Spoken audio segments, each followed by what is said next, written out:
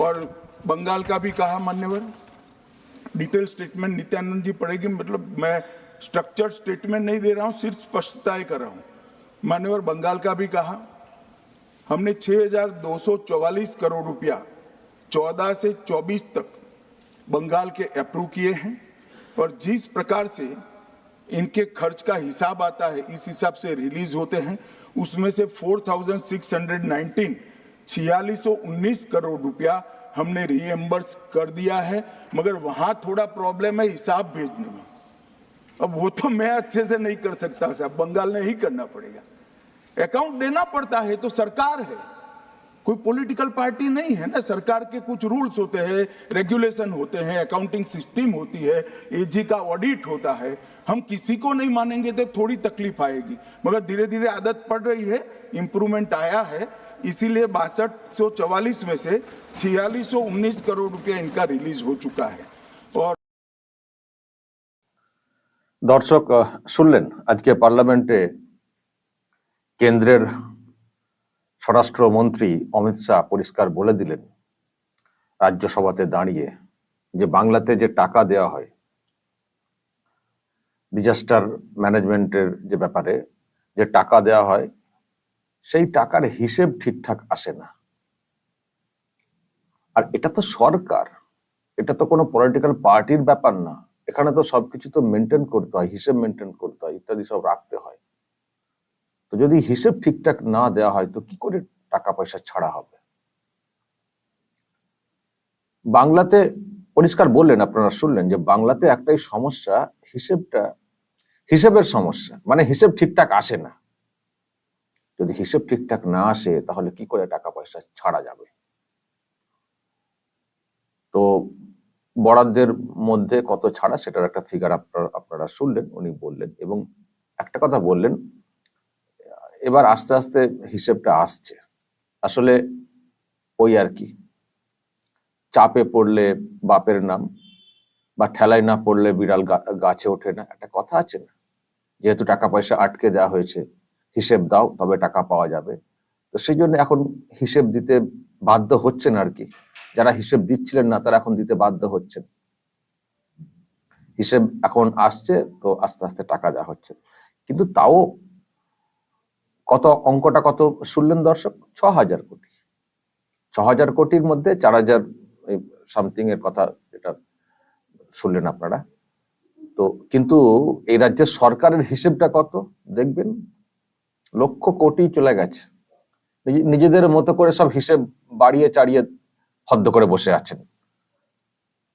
বুলবুলের জন্য এত কোটি, আর ফণির জন্য এত কোটি, নিজেদের মতো করে মন গড়া একটা হিসেব বসিয়ে দিয়ে বাজার গরম করেন। তবে আমি কিন্তু ওই রকম বলতে ডিরেক্টলি আজ পর্যন্ত শুনলাম না। এই যে ফর্দ, যেটা এত লক্ষ কোটি যে কি বলছেন না, বাকিটা অঙ্কটা এখন কত 1,72,000 কোটি বেড়েই চলেছে। টাকা আটকে রয়েছে, জব কার্ডের টাকা, আবাসের টাকা, এদিকে টাকা বেড়েই চলেছে। কি করে কোত্থেকে যে টাকা বকেয়া বাড়ছে কে জানে। কাজ, জব কার্ডের কাজ বন্ধ আছে মানে বন্ধ আছে, যেটুকু কাজ হয়েছে সেই টাকাটা আটকে থাকবে। তো টাকা বাড়ছে কোত্থেকে, বকেয়া বাড়ছে কোত্থেকে? তো ওনাদের মতো করে একটা হিসেব ওনারা দিয়ে চলে যান। তো যেটা আমি বলছিলাম, ওই প্রাকৃতিক বিপর্যয়ের যে ব্যাপারগুলো যেগুলো হয়েছে, তার ক্ষয়ক্ষতি এত 1,000 কোটি বলে খাতায় লিখে ফেললেন, নিজেরাই লিখে ফেললেন নবান্নে বসে, নিজেরাই লিখে আর বলতে শুরু করে দিলেন আমাদের এত কোটি বাকি। কে তোমাদের এত কোটি দেবে কে বলেছে? কেন্দ্র বলেছিল কখনো? বুলবুলের জন্য 40,000 কোটি বাকি, 40,000 কোটি বাকি কি মানে এরকম একটা কি একটা অঙ্ক আমার এই মুহূর্তে মনে নেই, মানে এরকম হাজার কোটি কি কেন্দ্র বলেছিল যে ওই টাকাটা দেবো? তাহলে বাকিটা হলো কোত্থেকে? আপনাদের ডিমান্ড থাকতে পারে, ডিমান্ড আর বকেয়া এক হয়ে গেল নাকি? আপনি কারোর কাছ থেকে চাইলেন আমাকে 10,000 কোটি দিতে হবে, তো যদি তিনি বলেন যে হ্যাঁ দেব বা এই অ্যালার্ট করলাম, সেই অ্যালার্ট করার পরে যদি আপনি না পান তাহলে বলবেন আমার এত বাকি রয়েছে। আপনি বললেন এত দিতে হবে, ওদিক থেকে কোনো সাড়াই নেই, কেউই কোথাও কিছু বললেন না, কারণ তারা